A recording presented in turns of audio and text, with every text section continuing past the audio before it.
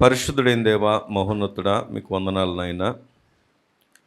మిమ్మల్ని ఆరాధించటం మాకు దొరికిన గొప్ప ధన్యతని మరొకసారి మిమ్మల్ని స్తుతిస్తున్నాము. మాలో ఏ గొప్పతనము, ఏ మంచితనాన్ని బట్టి మీరు మమ్మల్ని ప్రేమించలేదు, కానీ మీ ప్రేమ మమ్మల్ని వెతికి మమ్మలను భౌతికంగా సజీవంగా ఉంచడం మాత్రమే కాదు, ఆత్మ సంబంధమైనటువంటి వ్యక్తులంగా యుగయుగాలు కూడా మరణం చూడనటువంటి ఉన్నతమైనటువంటి మీ రాజ్యంలో ఉంచే భాగ్యాన్ని మీరు మాకు ఇచ్చారు అయ్యా. అందును బట్టే మీ కృతజ్ఞతాస్తుతులు, స్తోత్రాలు. నిజంగా ఎన్నో ప్రమాదాలు, ఎన్నో పరిస్థితులను తప్పిస్తూ సురక్షితంగా మీ రెక్కల చాటును భద్రపరుస్తూ వస్తూ గడిచిన నెలలంతయు మీరు మాకు తోడుగా ఉండి మమ్మల్ని నడిపించిన మీ ప్రేమ వాత్సల్యతను బట్టి స్తుతిస్తున్నాం. మరొక పునరుద్ధానం, ప్రాముఖ్యంగా మీ శరీరం, మీ రక్తంలో పాలు పొందడానికి ప్రభు మీరు మాకు అనుగ్రహించినటువంటి ధన్యతను బట్టి మీ కృతజ్ఞతలు అయా. ఆరాధనీయుడిగా మా ఆరాధనలన్నిటిని మీరు అంగీకరించారని నమ్ముతూ స్తుతిస్తున్నాము. వాక్యమై ఉన్న దేవుడిగా మీ దాసుని మరుగుపరిచి మీ వాక్య ప్రత్యక్షతను మాకు దయచేసి మహిమ మీరే పొందుకొనమని ప్రభుయేసు నామములో ప్రార్థించి వేడుకుంటున్నాం మా పరమ తండ్రి, ఆమేన్. దేవుని యొక్క పరిశుద్ధ గ్రంథం నుండి కీర్తనల గ్రంథం 33వ కీర్తన 13, 14 వచనాలను మనము చదువుకుందాం. యెహోవా ఆకాశములో నుండి కనిపెట్టుచున్నాడు, ఆయన నరులందరినీ దృష్టించుచున్నాడు. తానున్న నివాస స్థలములో నుండి భూలోక నివాసులందరి వైపు ఆయన చూచుచున్నాడు.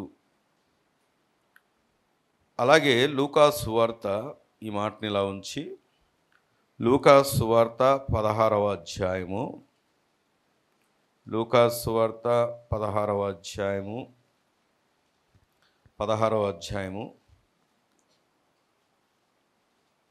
19వ వచనం నుండి నేను చదువుతాను, సమయాన్ని సద్వినియోగం చేసుకుందాము. ధనవంతుడు ఒకడు ఉండెను. అతడు ఊదారంగు బట్టలను సన్నపు నార వస్త్రములను ధరించుకొని ప్రతిదినము బహుగా సుఖపడుచుండువాడు. లాజరు అను ఒక దరిద్రుడు ఉండెను. వాడు కురుపులతో నిండిన వాడై ధనవంతుని ఇంటి వాకిట పడి ఉండి అతని బల్లం మీద నుండి పడు రొట్టె ముక్కలతో ఆకలి తీర్చుకొన కోరెను. అంతేకాక కుక్కలు వచ్చి వాని కురుపులు నాకెను. ఆ దరిద్రుడు చనిపోయి దేవదూతల చేత అబ్రాహాము రొమ్మున ఆనుకొనుటకు కొనిపోబడెను. ధనవంతుడు కూడా చనిపోయి పాతి పెట్టబడెను.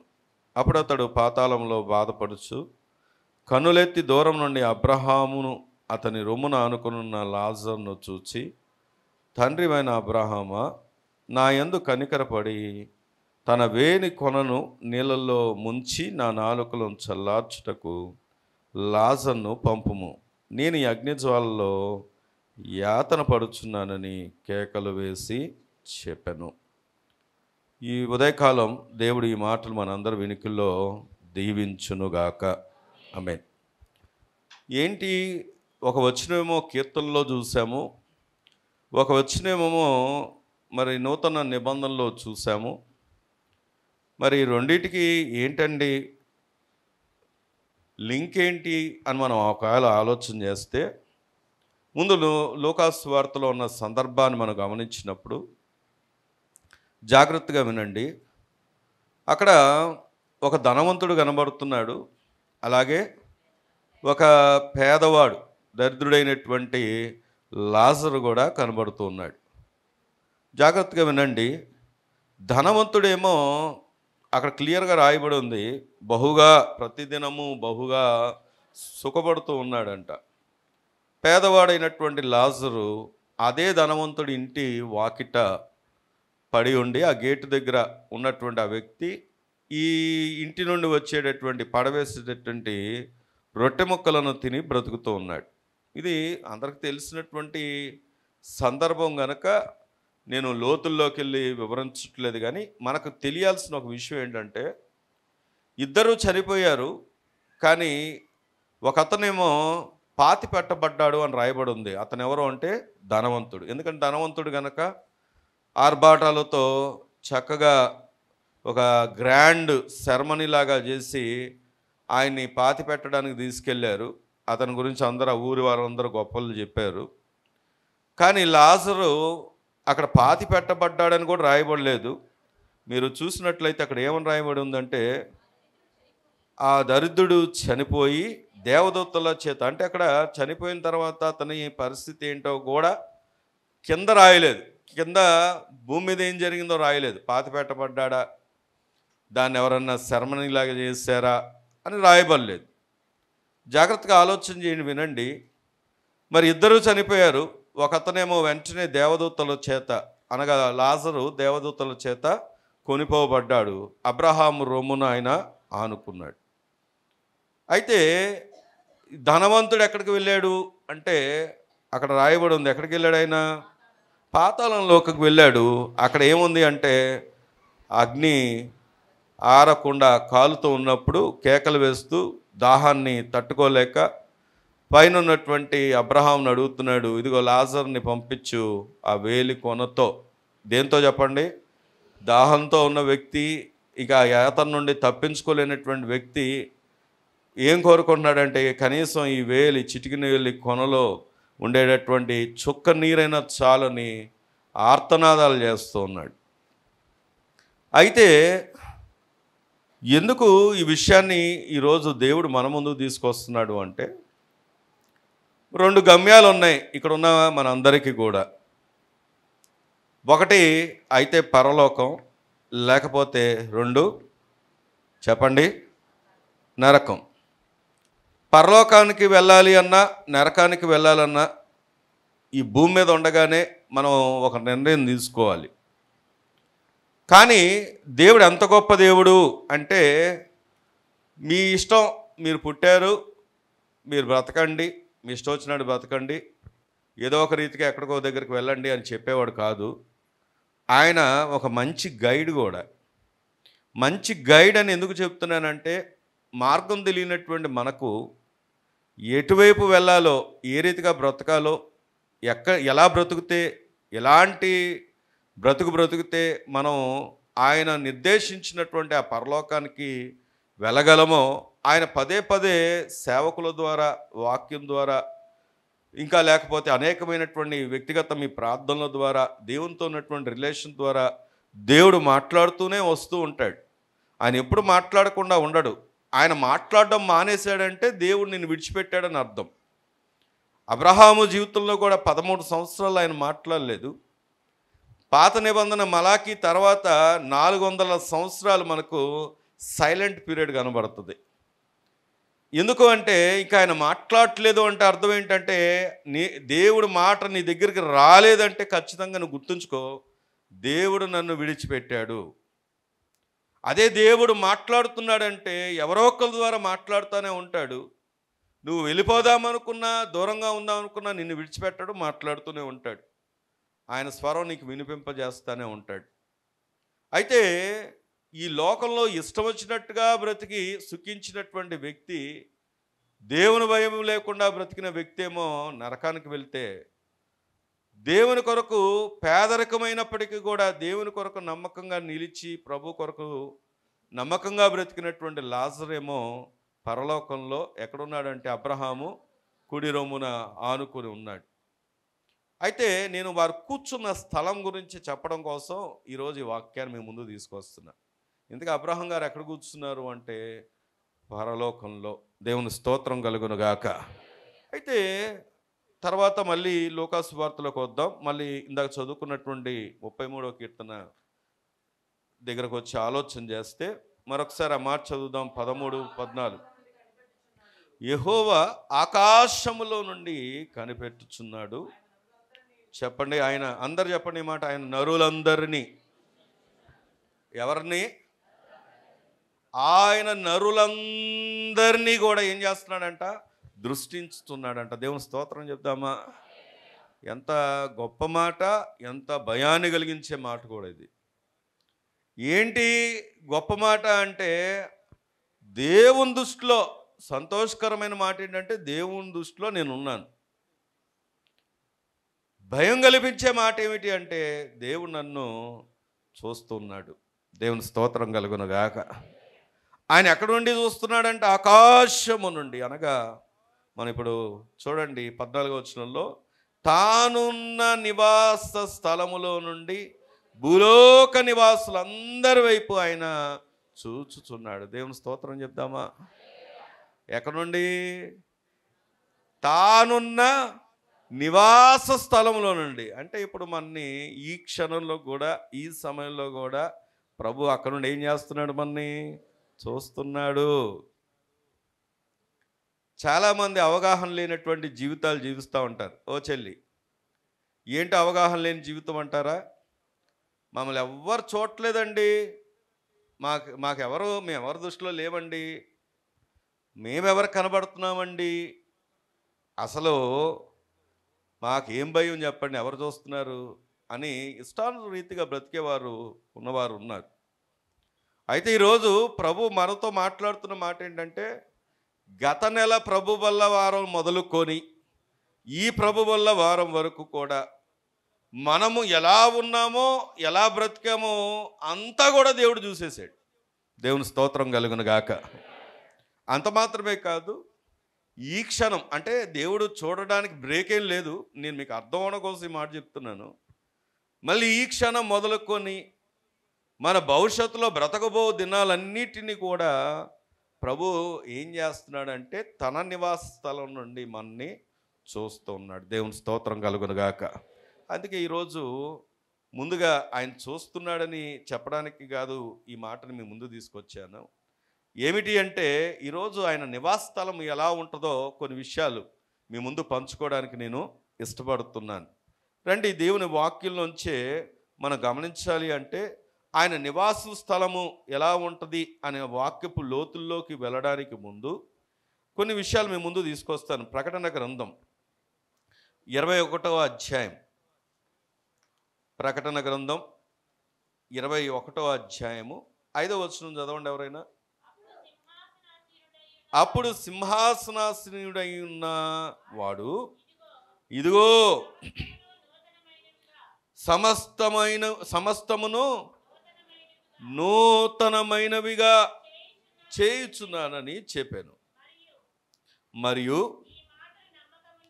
ఈ మాటలు చెప్పండి, నమ్మకమును నిజమునై ఉన్నవి గనుక రాయమని ఆయన నాతో చెప్తున్నాడు. గట్టిగా దేవుని స్తోత్రం చెప్దామా?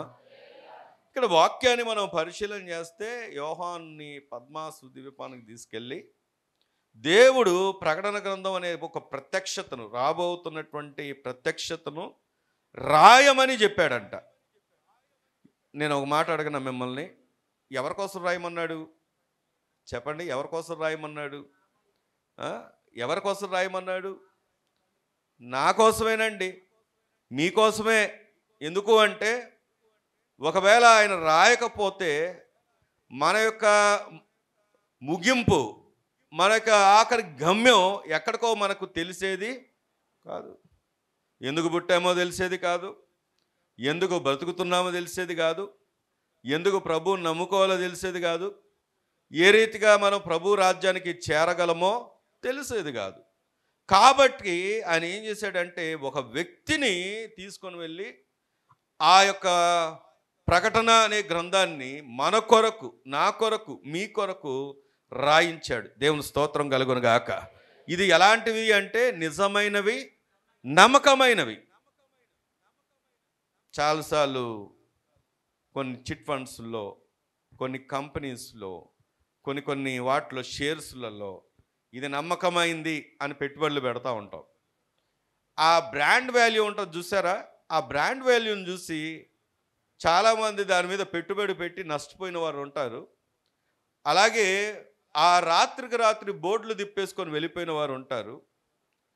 అంతెందుకు, ఒక వ్యక్తిని ఆధారం చేసుకొని నడుస్తున్నప్పుడు ఆ వ్యక్తి చనిపోయిన తర్వాత, రాత్రికి రాత్రి ఆ వ్యక్తి గతించిపోయిన తర్వాత మొత్తం కూడా తారుమారైనటువంటి పరిస్థితులు గలవారు కూడా ఉన్నారు.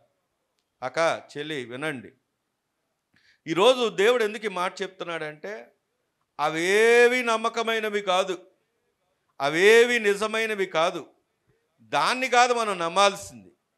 నీవు నేను నమ్మాల్సింది ఎవరిని అంటే దేవుని వాక్యం చాలా స్పష్టంగా చెప్తున్నమాట. ఆయన రాపించినటువంటి ఈ మాటలను. దేవుని స్తోత్రం కలుగునుగాక.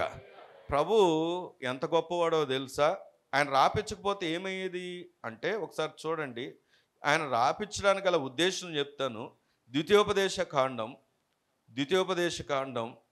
29వ అధ్యాయము, ద్వితీయోపదేశ కాండం 29వ అధ్యాయం 29వ వచనాన్ని మనం గనక చదువుకున్నట్టు,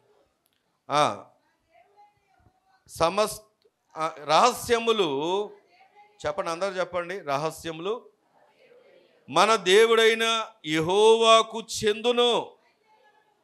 అయితే మనము ఈ ధర్మశాస్త్ర వాక్యములన్నిటినీ అనుసరించి నడుచుకొనున్నట్లు బయలుపరచబడినవి, ఎల్లప్పుడూ మనవియు మన సంతతి వారి యగును అని చెప్పుదురు. దేవుని స్తోత్రం చెప్దామా? అక్కడ క్లియర్గా రాయబడి ఉంది. తమ్ముళ్ళారా, ఏమన్నా తెలుసా? రహస్యములు ఎవరి? దేవుని. ఒకవేళ ఆయన బయలుపరచలేదనుకో, ఇది రహస్యంగానే ఉండిపోయేది. కానీ దేవుడి యొక్క గొప్పతనం ఏంటో తెలుసా అక్క? దేవుడి గొప్పతనం ఏంటి అంటే రహస్యంగానే ఉంచలేదు. చాలాసార్లు మనం చూడండి, సెక్యులర్ విధానాలు ఎలాగ ఉంటాయంటే, ఎవరైనా టైలరింగ్ అంటే మీకు అర్థమయ్యేలా చెప్తున్నాను, స్త్రీలకు అర్థమయ్యేలాగా, టైలరింగ్ ఉందనుకోండి, నేర్చుకోవడానికి వాళ్ళ దగ్గరికి వెళ్తారు. వాళ్ళు మీకు మొత్తం నేర్పుతారా? నేర్పరు. ఎందుకని? నేర్చుకుంటే మీరేమవుతారు? వాళ్ళకి కాంపిటీషన్ అవుతారు. కాబట్టి ఏం చేస్తారంటే కొంతే నేర్పుతారు. తర్వాత మీ ప్రాక్టీస్లో మీరు చేసే దాంట్లో మీరు దాన్ని ఫాలో అయ్యే దాంట్లో ఉంటుంది. మ్యూజిషియన్స్ కూడా అంతే. మాస్టర్లు అన్నీ నేర్పుతారా? నేర్పరు. ఎందుకు నేర్పరు అంటే మళ్ళీ వీళ్ళు కాంపిటీషన్ అవుతారని. కొంత స్కిల్ అనేది వాళ్ళ దగ్గర దాచుకుంటారు.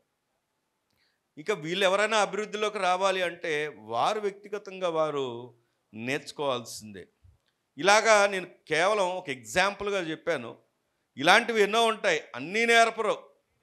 కానీ ఈ దేవుడి యొక్క గొప్పతనం ఏంటంటే ఈయన నేర్పించడానికి ఇష్టపడుతున్నాడు, ఈయన తెలియజేయడానికి ఇష్టపడుతున్నాడు. ఆయన తన గురించినటువంటి ప్రతి సత్యమును వివరించడానికి ఇష్టపడుతున్నాడు. ఎందుకంటే ఆయన నిన్ను కోరుకుంది ఒక బానిసలాగా ఉండడానికి కాదు, తన సొత్తుగా, తన పిల్లలుగా, తనతో పాటు పాలన చేసేటటువంటి నాయకులుగా ఉండడానికి మనం ఈ లోకంలో ఏర్పరచుకున్నాడు. దేవుని స్తోత్రం కలుగును గాక. అందుకే అక్కడ వాక్యాన్ని మనం పరిశీలన చేసినప్పుడు రహస్యములు అన్నీ ఆయే.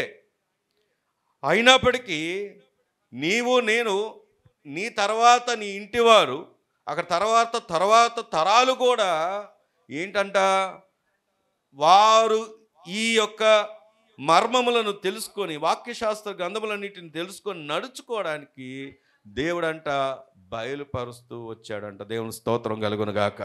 అందుకే చూడండి, ఈరోజు దేవుని సత్యం మన ముందు నేర్పిస్తున్నటువంటి మాట ఏంటంటే, ఆయన నివాస స్థలంలో నుండి మన గమనిస్తున్నటువంటి దేవుడు ఆయన ఉన్న స్థలంలో నిన్ను నన్ను ఉంచడానికి ఈ మాట మన ముందుకు తీసుకొని వస్తున్నాడు. దేవుని స్తోత్రం కలుగును గాక. రండి, ఇక్కడ మళ్ళీ మనం 33వ కీర్తన దగ్గర చదువుకున్నటువంటి వాక్య భాగంలోకి వస్తే, అక్కడ దేవుని వాక్యం మనం 14వ వచనం చదువుకున్నప్పుడు రాయబడిన మాట ఏం చెప్పండి? తానున్న నివాస స్థలం. చెప్పండి, తానున్న నివాస స్థలం. చూడండి, ఆలోచన చేయండి. ఎప్పుడైనా మన ఇంటికి బంధువులు వస్తారు, లేదా ఎవరైనా గెస్ట్లు వస్తారు. వచ్చినప్పుడు ఆల్మోస్ట్ వాళ్ళకు ఒక రూమ్ను ఏర్పాటు చేస్తామేమో, లేకపోతే మన రూమును ఇస్తామేమో, కానీ మనం ఇచ్చేది తాత్కాలికమైంది. అవునా? తాత్కాలికంగా ఇస్తాం. లేదా వారి కొరకు ఒక గెస్ట్ రూమ్ను ఏర్పాటు చేస్తాం. గెస్ట్ రూమ్ అంటే గెస్ట్ వస్తూ ఉంటాడు, వెళ్ళిపోతూ ఉంటాడు. కానీ ఇక్కడ ఈయన అలాంటి సపరేషన్ ఏం చేయలేదు. ఆయన అక్కడ క్లియర్గా రాయబడిన మాట, తానున్న నివాస స్థలం. సరే, ఈరోజు తానున్న నివాస స్థలం మరి ఏంటి అంటే, దేవుని వాక్యం చాలా స్పష్టంగా నేర్పిస్తున్న సత్యం అదేంటో తెలుసా? పరలోకం. దేవుని స్తోత్రం చెప్దామా? హల్లెలూయా, హల్లెలూయా. కాబట్టి ఈరోజు పరలోకం చేరాలని ఆశ ఉన్నటువంటి మనం అందరం ఆ పరలోకం గురించి కొంత ఆత్మీయ సత్యాలను మనము నేర్చుకుందాం. రండి, దేవుని వాక్యం దగ్గరికి వద్దాం, ఆలోచన చేద్దాం. రాజుల మొదటి గ్రంథం 8వ అధ్యాయం. రాజుల మొదటి గ్రంథం 8వ అధ్యాయం 30వ వచనం చదువుకుందాం. మరియు ఈ దాసుడైన నేనును నీ జనులైన ఇశ్రాయేలును ఈ స్థలము తట్టు తిరిగి ప్రార్థన చేయనప్పుడల్లా నీ నివాస స్థానమైన ఆకాశమందు విని మా విన్నపము అంగీకరించుము. వినున్నప్పుడల్లా చెప్పండి ఏంటంట?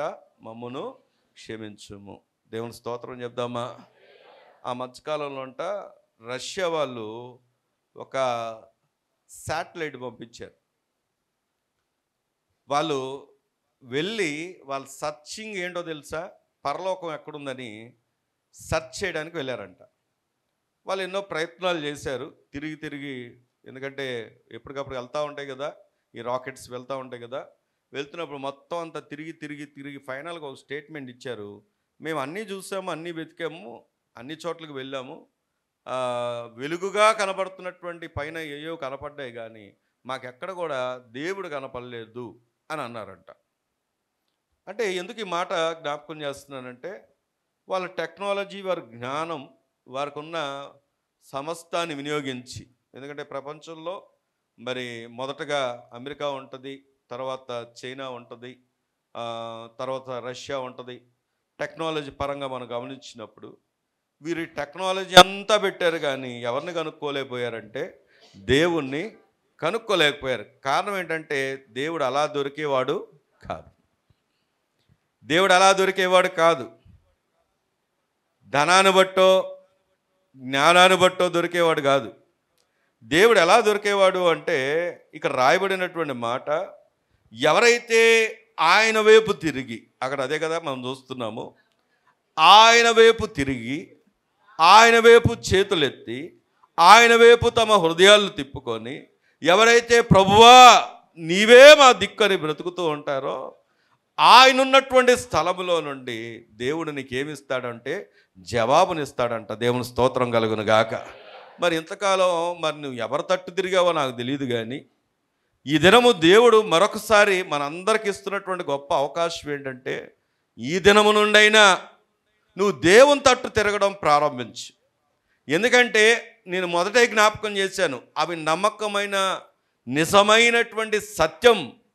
ఆయన పరలోకంలో ఉన్నాడు, తానున్న నివాస స్థలంలో ఉన్నాడు. పరలోకం మరి ఎక్కడో లేదు, కానీ ఆయన యొక్క నివాస స్థలమే. ఆ నివాస స్థలము నుండి ఎవరైతే తన తట్టు తిరిగి తన వైపు కనులెత్తుతూ ప్రార్థన చేస్తూ నమ్మకంగా బ్రతుకుతున్నారో వారికి జవాబునివ్వడానికి ఆయన ఎలా ఉన్నాడంటే సిద్ధంగా ఉన్నాడు. దేవుని స్తోత్రం కలుగును గాక. ప్రియాక్క, చెల్లి, అన్న, తమ్ముడా, వినండి. ఈరోజు జవాబు లేనటువంటి జీవితాలు, శూన్యంలో బ్రతుకుతున్నటువంటి బ్రతుకు మనం బ్రతకడం వల్ల ప్రయోజనం లేదు. ఎందుకంటే మన యొక్క అంతిమ గురి, అంతిమ గమ్యం పరలోకం. అందుకే అబ్రహాం ఏమంటాడు? దేవుడు దేనికి శిల్పియు నిర్మాణకుడై ఉన్నాడో ఆ పట్టణం కొరకు నేనేం చేస్తున్నాను? ఎదురు చూస్తున్నాను అన్నాడు. దేవుని స్తోత్రం కలుగును గాక.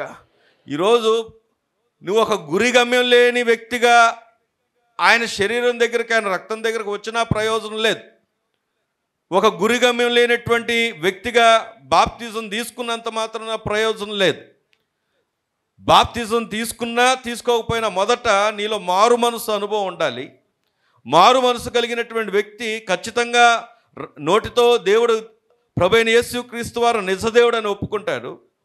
అలాగే ప్రభు తట్టు తిరిగిన అనుభవాలతో ప్రభు కొరకు నమ్మకంగా బ్రతుకుతాడు. దేవుని స్తోత్రం కలుగును గాక. అందుకే దేవుని వాక్యం నుంచి మనం గమనించినప్పుడు మత్తయి సువార్త 6వ అధ్యాయం 9వ వచనంలో మనం ఒక ప్రార్థన చేస్తూ ఉంటాం కదా. ఏమని ప్రార్థన చేస్తామని చెప్పండి? పరలోకమందున్న, చెప్పండి ఆ మాట చెప్పండి, ఏంటంట? ఎక్కడున్నాడు ఆయన? ప్రార్థనలో మనం జ్ఞాపకం చేసుకుంటున్నాం మన దేవుడు ఎక్కడున్నాడు. పరలోకంలో ఉన్నటువంటి ఆ వ్యక్తి. ఒక మాట అడుగుతాను, అమెరికాలో కొంతమంది ఇక్కడ నుండి వెళ్ళారు, కొంతమంది యూకే వెళ్ళారు. వాళ్ళతో మాట్లాడాలి అంటే మనకున్న సాధనం ఏదైనా ఉంది అంటే ఇంటర్నెట్, వీడియో కాల్స్, అంతేనా? అంతేనా? నేను ఉద్యోగం చేస్తున్న దినాల్లో సెల్ ఫోన్స్ లేవు, ల్యాండ్ లైన్ ఒకటే ఉండేది. ల్యాండ్ కూడా వైర్లు పరుచుకుంటూ అడవిలో పరుచుకుంటూ వెళ్ళేవారు. ఇప్పుడు జమ్మూ వింటున్నాం కదా, ఆ ఏరియాలో ల్యాండ్ వైర్లన్నీ పరుచుకుంటూ వెళ్తే ఎవరో ఒకరు కట్ చేసేవాళ్ళు కమ్యూనికేషన్ కట్ చేయడానికి. ఇంకా మాకు వైర్లెస్ సెట్లు ఇవన్నీ ఉంటాయి, దాంతో మాకు ఫోన్ కాల్స్ చేయడానికి అవ్వదు. మాకు ఒక డేస్ కేటాయించేవారు, ఎందుకంటే చాలామంది ఉంటాం కాబట్టి ఫలానా రోజు ఈ నెంబర్ల వరకు, ఫలానా రోజు ఈ నెంబర్ల వరకు, ఫలానా రోజు ఈ నెంబర్ల వరకు అని మాకు డేట్స్ కేటాయించేవాళ్ళు. నేను నా రోజు వచ్చినప్పుడు నిలబడి లైన్లో నిలబడి, ఎందుకంటే దాంట్లో కూడా 10 మంది 20 మందిని కేటాయిస్తే లైన్ ఉంటుంది. ఆ లైన్లో నిలబడి కరెక్ట్గా ఫోను దగ్గరికి వెళ్ళి ఫోన్ చేసే టైంకి చాలాసార్లు కమ్యూనికేషను కట్ అయిన సందర్భాలు ఉన్నాయి. కొన్నిసార్లు ఏమో ఇంటికి చేస్తే ఫోన్లు వీళ్ళు ఎత్తేవారు కాదు, ఎందుకంటే ఇక్కడ ఏం జరుగుతూ ఉంటాయి, ఎప్పుడు ప్రార్థనలో ఎక్కడో ఉంటారు, ఎత్తేవారు కాదు. 2-3 సార్లు ట్రై చేయడానికి ఇస్తారు, 3-4 సార్లు ట్రై చేయడానికి ఇస్తారు. ఇంకా మరీ కలవకపోతే బ్రదర్ ఏమనుకోద్దు, పక్కకి జరగండి, మళ్ళీ లైన్లో నిలబడాల్సిందే మళ్ళీ కావాలంటే. చాలాసార్లు అలాంటి జరిగిన సందర్భాలు ఉన్నాయి. అంటే ఎందుకు ఈ మాట చెప్తున్నానంటే, ఇక్కడ కమ్యూనికేషన్ కేవలం ఇక్కడ భౌతికమైనటువంటి కమ్యూనికేషన్ విషయంలోనే అంత కష్టపడాల్సి వచ్చింది. అంత కష్టపడినా కానీ ఫలితం దొరకలేదు. కానీ ఒక గొప్ప విషయం చెప్పనా, పరలోకానికే మనకు డైరెక్ట్ యాక్సెస్ ఉంది, పరలోకానికే డైరెక్ట్ మనకు కమ్యూనికేషన్ ఉంది, పరలోకంలో ఉన్నటువంటి ఆ గొప్ప దేవుడికి డైరెక్ట్గా మనకు రిలేషన్ ఉంది. మనం ఏమని ప్రార్థన చేస్తాం చెప్పండి? పరలోకమందున్న, గడిగ దేవుని స్తోత్రం చెప్దామా?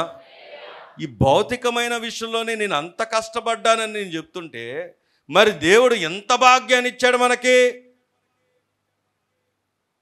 ఎంత భాగ్యాన్ని ఇచ్చాడు. మనం దేవునితో మాట్లాడగలిగినట్లుగా,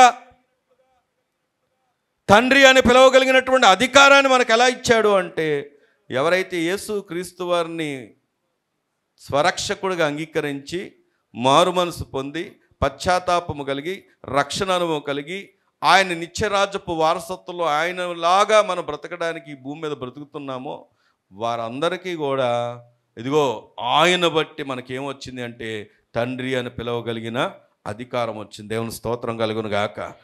ఆయన నివాస స్థలములో అంత ఉన్నతమైన స్థితిలో ఉండి కూడా నీకు నాకు డైరెక్ట్ యాక్సెస్ ఇచ్చాడు, అనగా దేవునితో ముఖాముఖిగా మాట్లాడే అనుభవాలు ఇచ్చాడు. ఓ మాట మిమ్మల్ని అడగనా, ఏంటో చెప్పమంటారా? ఈరోజు ఆయన శరీరంలో రక్తంలో పాలు పొందులు పొందడానికి వచ్చినటువంటి మనము అన్నాను నేను, మనమంతా ప్రతిరోజు ప్రభుత్వ రిలేషన్ కలిగిన వ్యక్తులుగానే ఉన్నామా? ఒక ఆచార పద్ధతిలో కొనసాగుతున్నామా? ఒక ఆచారమైనటువంటి భక్తిలో జీవిస్తున్నామా? ఏదో వచ్చి వెళ్ళిపోతూ, ఏదో ఆయన శరీరం అంట రక్తం అంట రొట్టె ద్రాక్షారసంలో ఇది తప్పకుండా పాలు పొందులు పొందాలి, ఒక రివాజో ఒక ఆచారమో అయిందా? ఎన్నోసార్లు ఎన్నో పరిస్థితుల్లో దేవుడు మనతో మాట్లాడుతూ వస్తున్న మాట ఏంటో తెలుసా? నిన్ను నన్ను అధికారం కలిగినటువంటి వ్యక్తులుగా చూడాలనుకుంటున్నాడు. ఆ అధికారం ఎప్పుడు మనం పొందుకోగలమంటే యేసు క్రీస్తు వారిని రక్షకుడిగా అంగీకరించి నమ్మకంగా ప్రభు కొరకు జీవిస్తున్నప్పుడు అనుదినము మనకి ఏముండాలో తెలుసా? దేవునితో కమ్యూనికేషన్ ఉండాలి. దేవుని స్తోత్రం కలుగును గాక. ఏముండాలి చెప్పండి? కమ్యూనికేషన్ ఉండాలి. ఫ్రాన్స్ చెందినటువంటి ఒక వ్యక్తి చిన్నప్పుడు వాళ్ళ నాన్నగారు ఈ ఆఫ్రికాలో ఒక ప్రాంతంలో ఉద్యోగంలో ఉంటే, ఈ చిన్నవాడు అక్కడే పుట్టాడు. చిన్నవాడైతే ఒక ఆయా ఎత్తుకొని తిప్పుతూ ఉండేది, ఆడిస్తూ ఉండేదంట. అయితే వాళ్ళ నాన్నగారు ఉద్యోగం ఇక ఏమంటారు దాన్ని, రిటైర్మెంట్ అయిన తర్వాత ఇక అతను వెళ్ళిపోయాడు. వెళ్ళిపోతూ వెళ్ళిపోతూ అబ్బాయిని తీసుకొని ఫ్యామిలీ షిఫ్ట్ అయిపోయారు ఫ్రాన్స్కి. షిఫ్ట్ అయిపోయిన తర్వాత అప్పుడు ఆ సమయంలో వాళ్ళకి ఏమి లేదంటే సెల్ ఫోన్స్ లేవు, ఎటువంటి కమ్యూనికేషన్ లేదు. ఈయన వెళ్ళిపోయాడంట. వెళ్ళిపోయిన తర్వాత చిన్ననాటి ఆడిచ్చిన 38 సంవత్సరాలు అయిన తర్వాత చిన్ననాడు ఆడిచ్చినటువంటి ఆ వ్యక్తిని చూడాలని ఈయన ఆశపడ్డాడంట. అయితే ఆఫ్రికాకు వచ్చాడు. వచ్చి ఎంతో కష్టపడి మరి ఆ ప్లేస్ని కనుక్కొని, వ్యక్తిని కనుక్కొని ఆమె దగ్గరికి వెళ్ళి ఆమెను చూసి చాలా సంతోషించి చాలా గిఫ్ట్స్ తీసుకొని వెళ్ళాడంట. ఒక తల్లిలాగా నన్ను పెంచింది, తల్లిలాగా నన్ను ఆదరించింది, తల్లిలాగా చూసింది. ఈయన వైట్స్, ఆమెమో బ్లాక్. అయినప్పటికీ ఆ వ్యత్యాసం లేకుండా తల్లిలాగా మరి వెళ్ళి బహుమతులు ఇచ్చి ఆమెకి 8 మిలియన్ ఫ్రాన్స్ కరెన్సీ ఇచ్చాడు. నేను ఊరికే ఒక 1 మిలియన్ ఈజ్వల్ అని చూసినప్పుడు 87 లక్షలు 1 మిలియన్ అంటే ఒక 10 మిలియన్లు తీసుకొని ఈయన ఏం చేశాడంటే ఆమెకు బహుమతికి ఇచ్చి నీ జీవితకాలం అంతా నిన్ను చూస్తానని చెప్పాడంట. దేవుని స్తోత్రం కలుగును గాక. నాకు అది చదవంగానే వెంటనే ఏం గుర్తొచ్చిందో తెలుసా? ఈ భూమి మీద వాస్తవానికి మనం గిఫ్ట్స్ తీసుకొని మనం వెళ్ళేవారం కాదు. మనం దేవునికి ఇవ్వగలిగిన గిఫ్ట్ ఏదైనా ఉందంటే ప్రభు కొరకు నమ్మకంగా బ్రతకడమే. కానీ దేవుడు ఒకరోజు బహుమానాలతో మన కొరకు సిద్ధంగా ఉంటాడు. కొరింథీ పత్రిక 2 కొరింథీ పత్రిక 5వ అధ్యాయం 10వ వచనంలో మీ దేహంతో చేసిన మంచి పనులైనా సరే చెడ్డ పనులైనా సరే ఒక దినం ఏముంది అక్కడ? నిలబడాల్సి ఉంది. మనకు తీర్పు లేదు, కానీ మనకి ఏముందంటే బహుమతులు ఉన్నాయి. ఆ బహుమతులను పట్టుకొని ఎవరు నిలబడ్డారో తెలుసా? దేవుడే మన కొరకు నిలబడ్డాడు. ఒకరోజు ఆయన మధ్యాకాశంలోకి మన కోసం వస్తాడు. దేవుని స్తోత్రం కలుగును గాక. ఈరోజు మరి ఎందుకు ఈ మాట దేవుడు మనతో మాట్లాడుతున్నాడంటే ఆయన నివాస స్థలం గురించి ఆలోచన చేస్తే చూడండి, దేవుని వాక్యం నుంచి చూద్దాం. కొరింథీ పత్రిక 1 కొరింథీ పత్రిక 2వ అధ్యాయం 9వ వచనం. కొరింథీ 1 పత్రిక 2వ అధ్యాయం 9వ వచనం. ఇందును గూర్చి ఎవరి కొరకు అండి? అందరూ చెప్పండి, ఎవరి కొరకు? ఇంకా చెప్పట్లేదు అందరూ. ఎవరి కొరకు? తన్ను ప్రేమించు వారి కొరకు ఏవి సిద్ధపరచనో అవి కంటికి కనబడలేదు, చెవికి వినబడలేదు, మనుష్య హృదయమునకు గోచరము కాలేదు. దేవుని స్తోత్రం చెప్దామా? ఇక్కడ దేవుని వాక్యం చాలా స్పష్టంగా చెప్తున్నమాట ఏంటంటే దేవుడు తను ప్రేమించే వారి కొరకు ఒక దినము సిద్ధపరిచి ఉంచాడు. నీ పక్కన వాళ్ళని తట్టి చెప్పండి, దేవుడు నీ కొరకు సిద్ధపరిచాడని. దేవుడు మన కొరకు ఏం సిద్ధపరిచాడు? అవి మనకి ఇప్పుడు కనపడవు, కానీ ఒకరోజు మనం దాన్ని పొందుకోబోతున్నాం. అయితే ఒక మాట ఒక చెల్లి అన్నా, తమ్ముడా, దేవుడు చాలా స్పష్టంగా చెప్పిన మాట ఏంటో తెలుసా? దేవుడు తన్ను, ఆ మాట అర్థమైందా మీకు? దేవుడు తన్ను. ఈరోజు మనం ఏం ప్రేమిస్తున్నాం? ఎవరిని ప్రేమిస్తున్నాం? భౌతికమైనటువంటి లోక సంబంధమైన వ్యక్తుల కోసం జీవితాలని పాడు చేసుకుంటున్నారు లోకస్తులు. నిన్న ఒక వార్త చదివితే, అంటే ఏదో ఇలాంటి చెప్పాలని కాదు కానీ తెలియడం కూడా మంచిదనే ఉద్దేశంతో వైజాగ్లో ఒక లేడీని పెట్రోల్ పోసి చంపేశారు. దాని కొరకు వాళ్ళు ఇన్వెస్టిగేషన్ చేస్తే తెలిసిన విషయం ఏంటంటే ఆ ఎదురుగుండా ఉన్నటువంటి ఇంటి వ్యక్తి తనను చంపేశాడంట.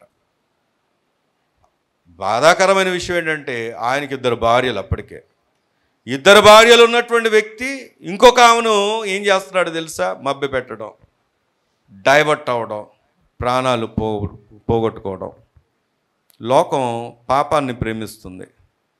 లోకం గుడితనం కలిగి ఉంది. ఆల్రెడీ 2 భార్యలంట. అయినప్పటికీ ఎలాగా అంటే పాపం వారి కనులను ఏం చేస్తుందంటే కప్పేస్తుంది. ఇది లోకంలో, సమాజంలో జరుగుతున్న పరిస్థితులు. ఎవరికి ఇష్టం వచ్చిన వాటిని వారు ప్రేమిస్తున్నారు. ధనవంతుడి గురించి మళ్ళీ ఆలోచన చేస్తే ఎందుకు ఇందాక మాట చదివించానంటే, ధనవంతుడు తాను కోరుకున్నట్లుగా ఈ లోకంలో సుఖపడ్డాడు, తానుకి ఇష్టం వచ్చినట్టుగా తాను బ్రతికాడు. కానీ ముగింపు ఎక్కడికి వెళ్ళాడు చెప్పండి? నరకానికి, పాతాళానికి. ఈరోజు ప్రియ సంగమా, పాతాళం కొరకు, నరకం కొరకు, శిక్ష కొరకు మనం పిలవలేదు. దేవుడు నిన్ను నన్ను పిలిచింది ఇదిగో ఆ బహుమతులు, ఉన్నతమైనటువంటి బహుమతులతో ఆయన ఉన్నటువంటి నివాస స్థలంలో మనం ఉండడానికి. అందుకే ఈరోజు ఈ మాట మరొకసారి మనతో మాట్లాడుతున్నాడు. ఒకరోజు ప్రభు దగ్గర మనం అందరం నిలబడతాం కదా, నేను వెళ్ళలేదండి, నాకు తెలియదండి, నాకు ఎప్పుడు ఈ విషయాలు తెలియదండి అనడానికి లేదు. అంటాడు, పలానా రోజు పలానా మందిరంలో పలానా సమయంలో నా ప్రేమను నీకు వ్యక్తపరిచాను, నా సత్యం నీ ముందుకు తీసుకొచ్చాను. ఎందుకు అంటే నీవు కూడా నన్ను ప్రేమించే వ్యక్తిగా, అక్కడ రాయబడింది కదా, ఇందులో గురించి దేవుడు తను ప్రేమించు వారికి ఏవి సిద్ధపరచనో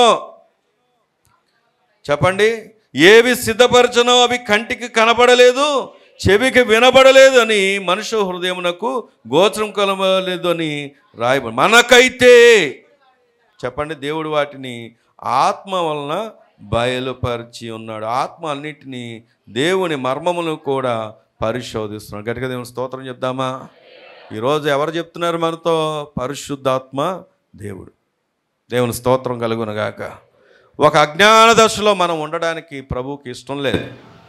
ఈ సందర్భంలో ఈరోజు ప్రతి ఒక్కరితో మాట్లాడుతున్నాను. ఈరోజు అయినా ఆ ప్రేమించే వారి జాబితాలో నీవు నేను ఉండాలి. ఎందుకో తెలుసా? ఆయన నివాస స్థలం నుండి మనని పరిశీలన చేస్తున్నాడు, చూస్తున్నాడు. దేవుని స్తోత్రం కలుగునగాక. అందుకే 27వ కీర్తన 4వ వచనంలో ఇలా రాయబడి ఉంది. 27వ కీర్తన 4వ వచనం చూద్దాం, చూడండి. యెహోవా యొద్ద ఒక వరము అడిగి తిని దాన్ని నేను వెదుకుచున్నాను, యెహోవా ప్రసన్నతను చూచుటకును ఆయన ఆలయములో ధ్యానించుటకును. ఏ కాలమంతా చెప్పండి? ఏ కాలమంతా? నా జీవిత కాలమంతా నేను యెహోవా మందిరంలో నివసింప కోరుచున్నాను. దేవుని స్తోత్రం చెప్దామా? మనం వరగమడగమని మనకు అవకాశం ఇస్తే ఏమడుగుతాం చెప్పండి? సరే, వరం దాకా ఎందుకు? మన ప్రార్థనలో మన అవసరతలు ఏమై ఉంటాయో చెప్పండి, మన వెదికే విధానాలు ఏమై ఉంటాయో చెప్పండి. అవసరమైతే మందిరం మానేస్తాం, పరిసరలో కనపడం, దేవునికి దూరంగా ఉంటాం, కానీ మనకు కావాల్సిందే మనం కోరుకుంటాం. కానీ వాక్యం చెప్తున్న మాట ఏంటో తెలుసా? భక్తులు వెతుకుతున్న విధానం ఏంటో తెలుసా? నేను ఏదైనా వరం అడిగితే దాని కొరకు వెతుకుతాను. వెతుకుతే ఎలా వెతుకుతానో తెలుసా? ఆయన మందిరంలో ఉండాలని. ఇక్కడ మందిరము కేవలం భౌతికమైనటువంటి నీ మందిరమే కాదు, ఆయన ఉండేటటువంటి స్థలం నిత్యం ఆయన సన్నిధిలో ఉండాలని నేను దేవుని దగ్గర కనిపెడుతున్నాను, పోరాడుతున్నాను. దేవుని స్తోత్రం కలుగును గాక. ఈరోజు ప్రియ సంగమా, ప్రభు ఎందుకు ఈ మాట మనతో మాట్లాడుతున్నాడంటే, ఆయన ఉన్న స్థలంలో నీ ఉండాలని ఆయన కోరుకుంటున్నాడు. ఆయన ఉన్న స్థలంలో నీ ఉండాలి అంటే ఖచ్చితంగా నువ్వు ప్రభువుని అంగీకరించాల్సిందే. ప్రభు కొరకు నమ్మకంగా బ్రతకాల్సిందే. నమ్మకంగా బ్రతకడానికి దేవుడు మనకి ఈరోజు ఈ అవకాశాన్ని ఇస్తున్నాడు. అందుకే చూడండి, ఆయన సన్నిధిలో గడపాలంటే ఎలాంటి సన్నిధో ఒకసారి చూద్దాం. ద్వితీయోపదేశ కాండం 26వ అధ్యాయం. ద్వితీయోపదేశ కాండం 26వ అధ్యాయము. 26వ అధ్యాయం ఎలాంటిది ఆయన సన్నిధి అంటే? అందరూ ఉండగలరా అంటే అక్కడ రాయబడి ఉంది 15వ వచనంలో, నీ పరిశుద్ధ ఆలయముగు. చెప్పండి, ఇందాక ఎక్కడ ఉండాలని కోరుకున్నాడు భక్తుడు? దేవుని మందిరం. ఇక్కడ అదే మందిరం ఎక్కడుందో రాయబడి ఉందో చూసారా?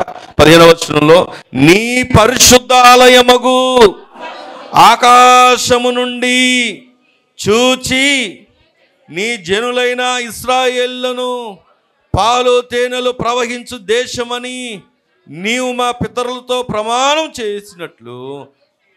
దేవుని స్తోత్రం చెప్దామా? ఇప్పుడు చెప్పండి, ఆలయం ఎక్కడుంది? ఆలయం ఎక్కడుంది? ఆకాశములో. నీ ముందు ఇక్కడ యాక్సెస్ ఇచ్చాడు, భౌతికమైన ఈ ఆలయం. రేపు మనం ఉండబోయే స్థలం ఏంటో తెలుసా? పరిశుద్ధ ఆలయం. అది ఎక్కడ ఉందో తెలుసా? పరలోకం, దేవుని నివాస స్థలం. దేవుని స్తోత్రం కలుగును గాక. మరి క్లియర్గా రాయబడి ఉంది. అందరూ వెళ్తారా చెప్పండి? ఏ ఆలయం అది? ఆయన ఆలయంలో ఏముంటుంది? చెప్పాలి. ఆయన ఆలయంలో ఏముంటుంది? పరిశుద్ధత ఉంటుంది. పరిశుద్ధత ఉంటుంది. ఆయన ఆలయంలో పరిశుద్ధత ఉంటుంది. ఇంకో మాట చెప్పనా? దేవుడు నీ దేహాన్ని దేంతో పోల్చాడండి? ఆలయంతోనే పోల్చాడు. నీ దేహమే దేవుని యొక్క ఆలయం. ఇప్పుడు చెప్పండి, పరిశుద్ధత మందిరంలో ఉండాలి, పరిశుద్ధత ఇంకెక్కడ ఉండాలి? మనలో కూడా ఉండాలి, మన దేహంలో కూడా ఉండాలి. ఒక మాట సూటిగా అడగనా? ఏంటో చెప్పమంటారా? నీ దేహమే దేవుని ఆలయం అయితే. ఇందాక నేను గమనిస్తే వస్తున్న వారంతా విచిత్రం ఏంటంటే స్పీడ్గా చివరి క్షణాల్లో వచ్చేవాళ్ళు ఉంటారు. వచ్చేవారు ఏం చేస్తారంటే చెప్పుల్ని అలా ఇసిరేస్తారు. అంత స్పీడ్లో అంత హడావుడిగా వచ్చిన లోపలికి మాత్రం వేసుకురారు. ఎందుకని చెప్పండి? ఎందుకని? ఇదేంటి? ఇదేం ఆలయం?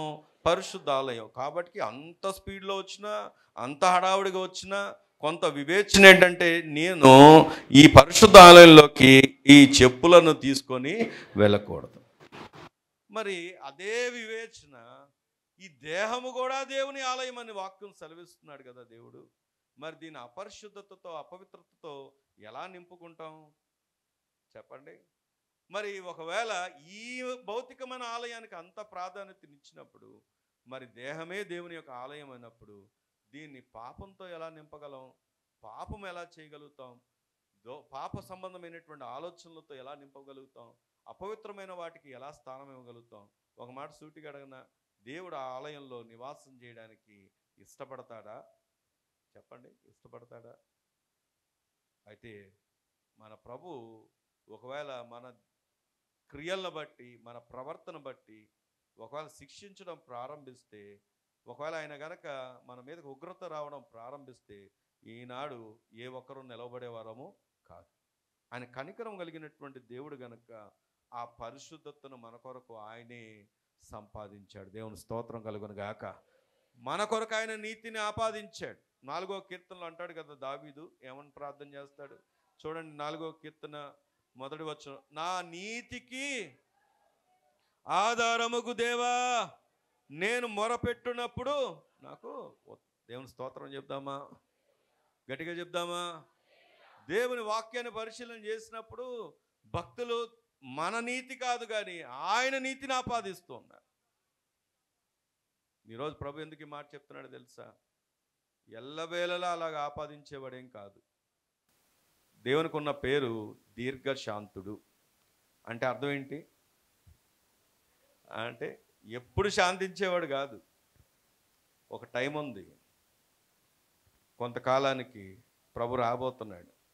ఈసారి వచ్చేది రక్షకుడుగా కాదు, ఈసారి వచ్చేది కనికరించేవాడుగా కాదు, ఈసారి వచ్చేది ఇంకా ప్రేమిస్తూనే మనం ఎలా బ్రతికినా క్షమించేవాడుగా కాదు. ఈసారి వచ్చేది తన ప్రజల్ని తనతో పాటు వెంట పెట్టుకొని తీసుకెళ్ళడానికి ప్రభు రాజుగా రాబోతున్నాడు. దేవుని స్తోత్రం కలుగును గాక. ఎవరైతే ఆయన కొరకు నమ్మకంగా ఉంటారో చూడండి, దెస్సలోనీయులకు రాసినటువంటి పత్రిక, దెస్సలోనీయులకు రాసినటువంటి మొదటి పత్రిక 4వ అధ్యాయము 16వ వచనం చదవమ్మా. ఆర్భాటముతోను ప్రధాన దూత శబ్దముతోను దేవుని బోరతోను పరలోకము నుండి ప్రభువు దిగివచ్చును. క్రీస్తునందు ఉండి మృతులైన వారు మొదట లేతురు. ఆమె తట సజీవులై నిలిచి ఉండు మనము కూడా వారితో కూడా ఏకంగా ప్రభువుని ఎదుర్కొనుటకు ఆకాశ మండలం మీద మేఘముల మీద కొనిపోబడదుము. కాగా మనము సదాకాలము ప్రభుతో కూడా ఉందుము.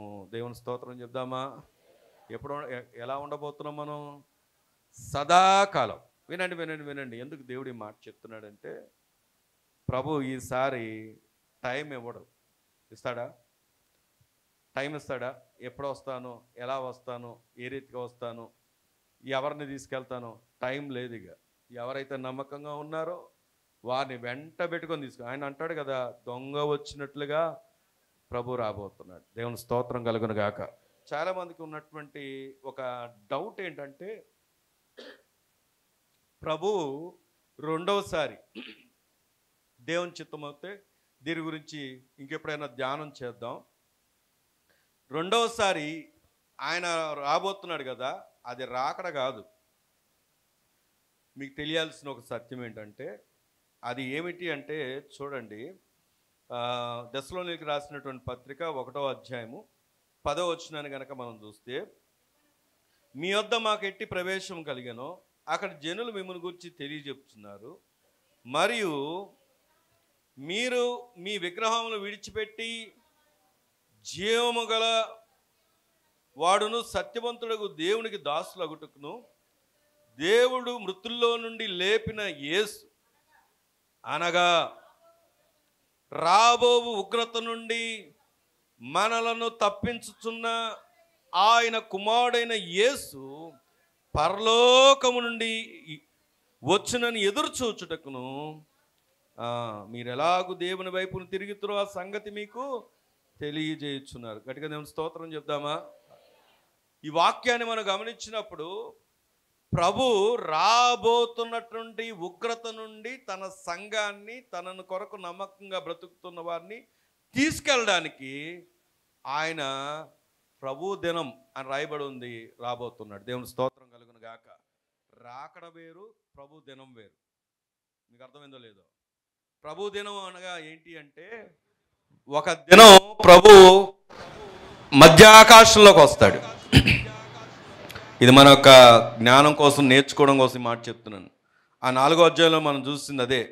ఆయన మధ్యాకాశంలోకి ఎలా వస్తాడంటే, ప్రధాన దూత ఆర్భాటంతో, శబ్దంతో, దేవుని బోర మోగుతుండగా పరలోకం నుండి ఆయన దిగి వస్తాడంట. వచ్చినప్పుడు మృతులను అలాగే సజీవులై ఉన్నటువంటి మనలను, ఆయన కొరకు నమ్మకంగా ఉన్నవారిని తీసుకొని ఆయన ఏం చేస్తాడంటే తన వెంట పెట్టుకొని వెళ్తాడు. దేవుని స్తోత్రం కలుగును గాక. అప్పుడు ఈ భూమి మీద ఏముంటుందో తెలుసా? 7 ఏళ్ల శ్రమ. ఎప్పుడు చెప్పండి?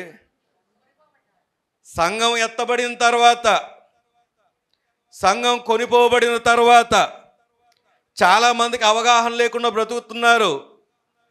ఏం శ్రమల్లో, ఇప్పుడున్న శ్రమలు అనుకుంటున్నారా? ఇప్పుడు అసలు శ్రమలే కాదు. రేపు ప్రభు వచ్చి తన సంఘాన్ని కొనిపోబడిన తర్వాత అప్పుడుంది చూసారా, అది అసలైన శ్రమ, దేవుని ఉగ్రత. ఈరోజు ప్రభు ఎందుకు మాట చెప్తున్నాడో తెలుసా? అది తప్పించుకోవాలంటే ఈ శ్రమలను మనం తట్టుకొని ప్రభు కొరకు నమ్మకంగా బ్రతకాలి. దేవుని స్తోత్రం కలుగును గాక. ఎందుకో తెలుసా? పరలోకం దిగి వచ్చిన దేవుడు యుగగాలు సంతోషంగా ఉండే ఒక స్థలం, అక్కడికి మనని తీసుకెళ్ళిపోబోతున్నాడు. రండి, యోహాను మొదటి పత్రిక 4వ అధ్యాయం. యోహాను మొదటి పత్రిక 4వ అధ్యాయము 15వ వచనాన్ని కనుక మనం చదివితే, యేసు దేవుని కుమారుడని ఎవడు ఒప్పుకొనునో వానిలో దేవుడు నిలిచి ఉన్నాడు, వాడు దేవుని యందు ఉన్నాడు. గట్టిగా దేవుని స్తోత్రం చెప్దామా? నువ్వు నేను చేయాల్సింది ఏంటో తెలుసా?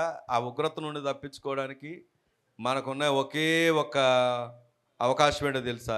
యేసు దేవుడని ఒప్పుకోవాలి. ఒప్పుకుంటే సరిపోదు, ఏం చేయాలి? చూడండి, 7వ వచనంలో ఇలా రాయబడిన, 1వ అధ్యాయం 7వ వచనంలో, అయితే ఆయన వెలుగులో ఉన్న ప్రకారం మనం వెలుగులో నడిచినలా మనం అన్యోన్య సహవాసు గలవారమై ఉందుము. అప్పుడు ఆయన కుమారుడైన యేసు రక్తము ప్రతి పాపముల నుండి మన ఏం చేస్తుంది? గట్టిగా దేవుని స్తోత్రం చెప్దామా? అప్పుడు దాకా ఉన్నటువంటి ప్రతి పాపము కూడా దేవుడు ఏం చేయబోతున్నాడు? కడగబోతున్నాడు. దేవుని స్తోత్రం కలుగును గాక. ఆయనతో సహవాసం చేయబోతున్నాం. ఆయన మనలో నిలవబోతున్నాడు. ఆయన ఉండే స్థలంలో మనం ఉండబోతున్నాం. మేము ఏ పాపం చేయలేదంటే అక్కడ రాయబడిన మాట, మిమ్మల్ని మీరే మోసపుచ్చుకుంటున్నారు. మనం మోసపుచ్చుకోవడానికి ఈరోజు కూడా దేవుడు ఇష్టపడలేదు. మన పాపములు ఒప్పుకుందాం. మన ద్వేషం, మన దోహాలు, మన వ్యతిరేకతలు, దేవునికి అయిష్టతగా ఉన్న జీవన విధానాలని ఒప్పుకునే ఒక మంచి అవకాశం దేవుడు ఈరోజు మనకు ఇచ్చాడు. దేవుని స్తోత్రం కలుగును గాక. ఎందుకు అంటే ఆయన ఉండే స్థలంలో, ఆయన ఉంటున్నటువంటి ఆ రాజ్యంలో నీవు నేను ఉండబోతున్నాం. అందుకే దేవుని వాక్యంతో ముందుకెళ్దాం రండి. యెషయా గ్రంథం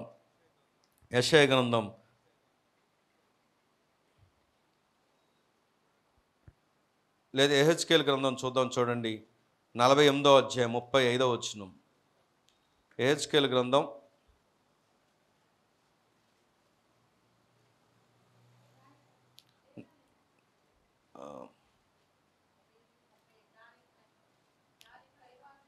18 దాని కైవారం ఎన్నో వచ్చినరా? దాని కైవారము 18,000 కొలకర్రల పరిమాణం యెహోవా ఉండు స్థలమని నాటి నుండి ఆ పట్టణమునకు పేరు. ఎందుకు ఆ వచనం ప్రత్యేకంగా చదివానంటే ఆ పట్టణానికి కొలతలు కూడా ఉన్నాయి. ఆ పట్టణం నిజమైంది, ఆ పట్టణము శాశ్వతమైంది, ఆ పట్టణము దేవునుండే స్థలము. దేవుని స్తోత్రం కలుగును గాక. ఈరోజు ప్రియ సంగమ, అలాంటి పట్టణంలో అలాంటి దేవుని దగ్గర యుగాలు సంతోషంలో ఉండడానికి ప్రభు ఈ ఒక గొప్ప అవకాశాన్ని మనకు ఇచ్చాడు. ఇంకా చాలా విషయాలు ఉన్నాయి పరలోకం గురించి చెప్పడానికి. దేవుని చిత్తమైతే తర్వాత ఎప్పుడైనా ధ్యానం చేసుకుందాం. అది సత్యం అన్న సంగతిని గుర్తుపెట్టుకోండి. ఇప్పుడు లూకాసు వార్తలోకి వెళ్ళి ముగించుకుందాం. రండి, ఇందాక చదువుకున్నటువంటి లూకాసు వార్త దేవుని వచనం ఇందాక మనం చదువుకున్న 16వ అధ్యాయం అంతా చదవక్కర్లేదు. లూకాసు వార్తలో ఈరోజు మనం ఎలా ఉండాలో నేర్చుకోవడానికి కొన్ని విషయాలు జ్ఞాపకం చేసి ముగిస్తాను. 16వ అధ్యాయము లూకాసు వార్త 16వ అధ్యాయం. మొట్టమొదటిది ఏమిటి అంటే చూడండి, ఈ అధ్యాయము రాయడానికి గల ముఖ్య కారణం వినండి.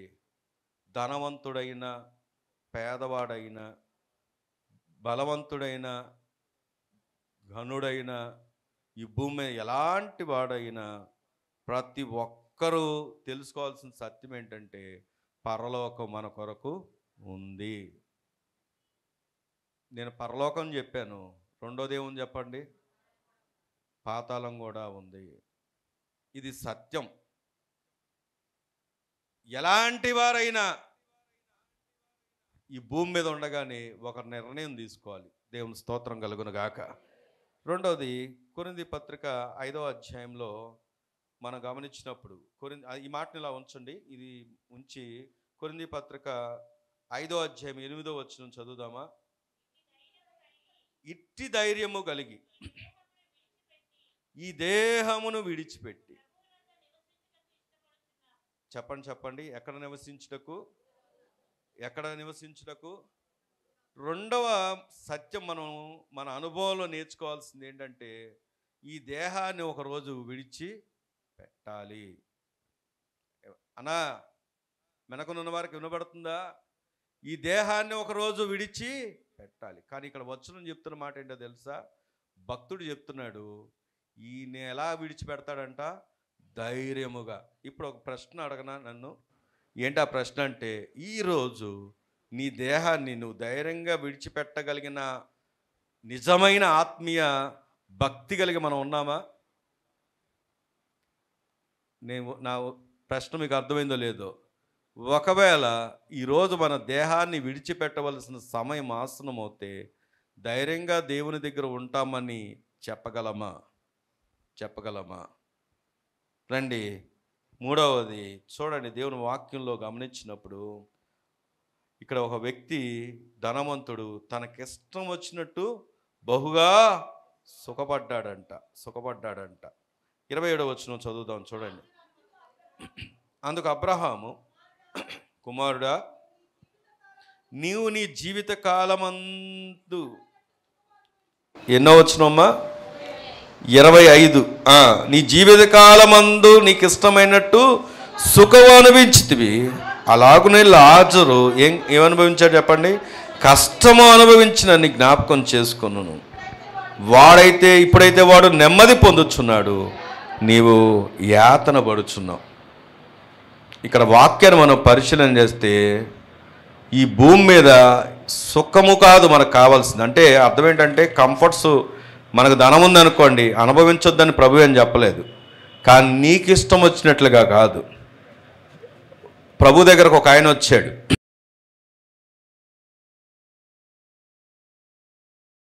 ప్రభువా పరలోక రాజ్యంలో నాకు ఉండాలని ఇష్టం ఉంది, మరి ఏం చేయమంటావు అంటే, ఇదిగో ఇలాంటి మొత్తం దాన ధర్మాలు ఇవన్నీ నేను చేస్తున్నాను ప్రభువా, నమ్మకంగా ఉన్న ప్రభువా అంటే ఆయన అంటాడు, నీ ఆస్తిని అమ్మి బేదలకిచ్చి నన్ను వెంబడించమన్నాడు.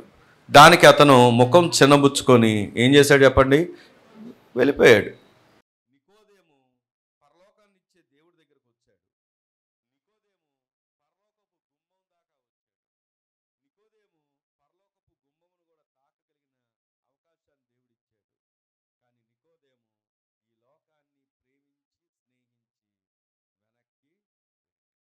ఈరోజు ఈ మాట మీకు ఎందుకు జ్ఞాపకం చేశారంటే, పరలోకం గురించి మీకు తెలుసు, దేవుని ప్రేమ గురించి మీకు తెలుసు, ఆయన ఎందుకు సిలువలో బలి అయ్యాడో, తిరిగి పునరుద్ధాడై ఎందుకు లేచాడో, ఎక్కడికి వెళ్ళాడో తెలుసు, ఆయన నివాసస్థలం తెలుసు, ఒకరోజు ఆయన రాబోతున్నాడని కూడా తెలుసు.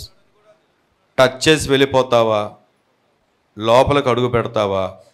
దేవుడు నీ ముందు ఒక అవకాశాన్ని, ప్రాముఖ్యంగా యవనస్తులు ఉన్నారు ఇక్కడ, మీ తల్లిదండ్రులు మిమ్మల్ని ఫోర్స్ చేస్తున్నారు అనుకుంటారు, మీకు విసుగు వస్తూ ఉంటుంది, రోజు దేవుని మాటలే చెప్తూ ఉంటారు, అది మీకు కష్టం అనిపిస్తూ ఉంటుంది.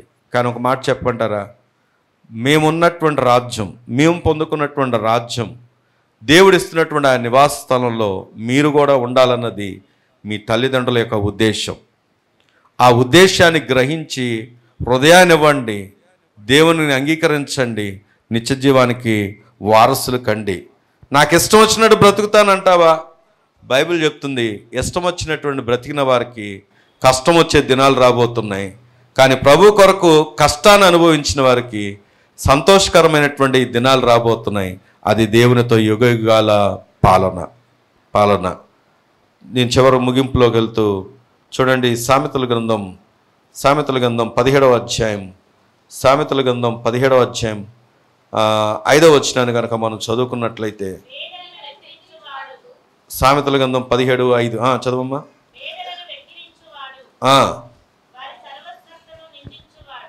బేదలను వెక్కిరించువాడు వారి సృష్టికర్తను నిందించువాడు, ఆపదను చూచి సంతోషించువాడు. ఎందుకు ఈ వచనం చదివించానంటే, లాజరు వెక్కిరింపబడ్డాడు, కానీ లాజరు నిర్దోషిగా బ్రతికాడు. దేవుని స్తోత్రం కలుగును గాక. ఏం తీసుకొచ్చుకున్నాడు ఆయన? సంతోషం. 16వ కీర్తనలో ఉంటుంది, ఏముందో తెలుసా? ఆయన సన్నిధిలో నిత్యము సంతోషం, సుఖములు కలవు. దేవుని స్తోత్రం కలుగును గాక. ఆ సంతోషకరమైనటువంటి స్థలంలో ఉండాలంటే నువ్వు ఇక్కడ నిర్దోషిగా బ్రతకాలి. ఆ నిర్దోషిగా బ్రతికే అనుభవాలు మనం ఎలా సాధించగలం అంటే, దేవుణ్ణి కలిగి జీవించడం ద్వారానే. ప్రార్థన చేసుకుందాం. ఈరోజు దేవుడు నీ ముందుకు తీసుకొచ్చినటువంటి ఒక సత్యం, ఆయన నివాస స్థలం నుండి నన్ను ఆయన చూస్తున్నాడు. ఆయన నివాస స్థలంలో నన్ను ఉంచడానికి ఇష్టపడుతున్నాడు. ఆయనున్న స్థలములో యుగాలు ఆనందించే భాగ్యాన్ని ప్రభు నీకు నాకు ఇవ్వాలని ఇష్టపడుతున్నాడు. మరి ఆయన నివాస స్థలంలో పరిశుద్ధత ఉంటుంది. ఆయన నివాస స్థలాన్ని వెతికే వారంగా, ప్రార్థించే వారంగా, ఆయనతో అనుబంధం కలిగిన వారుగా ఉండాలన్నది దేవునికి ఆలోచన. ఈ లోకంలో 2 వ్యక్తులు మనం చూసాం. ధనవంతుడు, తనకు కూడా ఎన్నోసార్లు వినబడే ఉంటాయి, కానీ తన ఇష్టం వచ్చినట్టుగా బ్రతకాలని ఇష్టపడ్డాడు. తనకు తోచినట్టుగానే బ్రతకాలని కోరుకున్నాడు. తనకు తోచినట్లుగానే బ్రతికి తన జీవితాన్ని నిత్య నరకానికి, యుగయుగాల ఆ వేడికి తనను తాను అప్పగించుకున్నాడు. కానీ పేదవాడైన లాజర్ నిర్దోషిగా బ్రతకడానికి ఇష్టపడ్డాడు. దేవుని వెంబడించడానికి ఇష్టపడ్డాడు. దేవుని కొరకు సమస్తమును తృణముగా ఆయన త్యజించి దేవుని కొరకు నమ్మకంగా ఉన్నాడు. పాతి పెట్టబడ్డాడు అని కూడా రాయబడలేదు, కానీ అబ్రహాము కుడి రొమ్మున ఆనుకొని ఉన్నాడు. ఇదేనా ప్రియమైన సంగమా? నా లైఫ్ నా ఇష్టం అని అనుకోవద్దు. యవనస్తులారా, యవన చెల్లులారా, ఈ లోక ఆకర్షణలో చిక్కుకోవద్దు. నా లైఫ్ ఈ ఎంజాయ్ చేయాల్సిన సమయం, నీ ఇష్టం వచ్చిన బ్రతకాల్సిన సమయం అనుకోవద్దు. దేవుడు ఒక అవకాశాన్ని ఇచ్చాడు. ఈ దినమైన ప్రేమను ఎరిగి ఆయన రక్షకుడిగా అంగీకరించి ఆయన రాజ్యానికి వారసులుగా అవ్వడానికి మన హృదయాల్ని ప్రభువుకు అప్పగించుకుందాం, ప్రార్థన చేసుకుందాం. పరిశుద్ధుడా, మీకు వందనాలు. అద్భుతమైన సందేశాన్ని మీరు ఇచ్చారు. అందుని బట్టి మీకు వందనాలు, స్తోత్రాలు. ఎందుకంటే నాయన, అదిగో నా తండ్రి, పేదవాడైనా ధనవంతుడైనా ముసలివాడైనా యవనస్తులైనా ఎవరైనప్పటికీ నాయన, ఈ భూమి మీద నాయన మా పాపముల నుండి మేము విమోచించబడాలి, క్షమించబడాలి. ఈ చిత్తములో నిలిచి ఉంటేనే పరలోక రాజ్యమును స్వతంత్రించుకోగలుగుతామని నీ లేఖన సత్యాలు సెలవిస్తున్నాయి. యవనస్తుడైన ధనవంతుడు నీ ముందుకొచ్చాడు నాయన, నిత్య జీవం కొరకు కాలి తన ఇష్టం వచ్చినట్టు జీవించడానికి ఇష్టపడి వెనుకకు వెళ్ళిపోయాడు. అయ్యా, ఇదిగో ముసలివాడైన నికోదేవుని ముందుకొచ్చాడు. బోధకుడైనప్పటికీ యాజకుడైనప్పటికీ పాపక్షమాపణ లేదు నాయన, పరలోక రాజ్యం లేదు నాయన, మరి బోధించొచ్చు. అయ్యా ఇదిగో నాయన, ఆ ముసలివాడైన నికోదేవునితో మీరు మాట్లాడుతున్నారు. కొత్త జన్మం కావాలి, యేసు రక్తములు కడగబడాలి, పాపములు క్షమించబడాలి, రక్షణ ఆనందం కలిగి ఉండాలి. అదే పరలోక రాజ్యానికి నాయన మార్గమని మీరు మాట్లాడారు. అయ్యా, పేదవాడు వచ్చాడు నాయన, విశ్వసించాడు హృదయంలో నాయన, విశ్వాసము కలిగి నీ రాజ్యము ఉందని, నీ రాకడ ఉందని, అయ్యా అయ్యా నీ ఉండే స్థలం ఉందని, అక్కడ యాదన లేదని, అక్కడ దుఃఖం లేదని, అక్కడ మరణం లేదని, అక్కడ ఆకలి లేదని తాను ఎరిగిన ఆయన అయ్యా కలిగిన శ్రమలన్నిటిలో అయ్యా అయ్యా అయ్యా తడలిపోక మాయన బలహీనము కాక నిలకడగా నిరీక్షణతో అయ్యా ఇబ్బందుల్లో, వ్యాధుల్లో, బాధల్లో, నిందలలో, అవమానాల్లో, ఇరుకుల్లో, కరువులు, కాటకాల్లో నీ దాసు నాయన నిలిచి ఉండి అయ్యా ఇదిగో నాయన నాయన పరలోకానికి కొనుక్కుపోబడ్డాడు.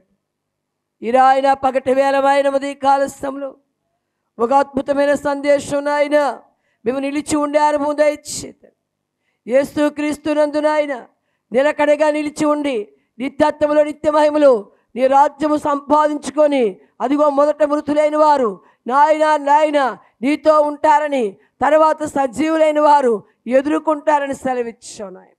ఆ మధ్యాకాశంలో తండ్రి, ఆ 7 ఏండ్ల పాలనలో నీవిచ్చు బహుమానాలు అయ్యా సెలబ్రేషన్ దినము మేము సంఘం ఉండినట్లుగా మమ్మల్ని మేము నాయన సిద్ధపరచుకున్నట్లుగా అయ్యా నీ మాట మా ముందుకు వచ్చినప్పుడు అది